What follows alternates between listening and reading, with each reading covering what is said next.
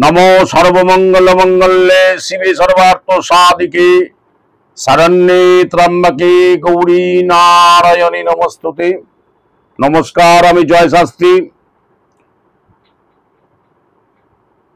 তোতলামি दूर करते যাদের স্ট্যামারিং প্রবলেম, যাদের কথা বলতে গিয়ে সামান্য আটকে যায়, তারা কাঁচা হলুদ বাজারে কিনতে পাওয়া যায়, সেই কাঁচা হলুদ নিয়ে এসে ভালো করে রোদে শুকোবেন। শুকোনোর পর ওই কাঁচা হলুদকে একটু গুঁড়িয়ে নেবেন, নিয়ে ওটাকে গাওয়া ঘিয়ে ভেজে নেবেন। ভেজে নেওয়ার পর প্রতিদিন প্রতি সপ্তাহের শনিবার অথবা মঙ্গলবার, শনিবার আর মঙ্গলবার এই দুটো দিনই করবেন।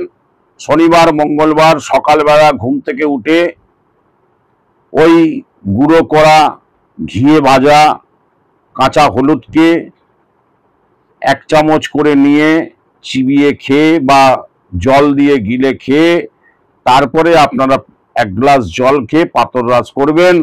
আপনাদের 45 দিন পর থেকে দেখবেন তোতলামি আস্তে আস্তে বন্ধ হয়ে গেছে। নমস্কার।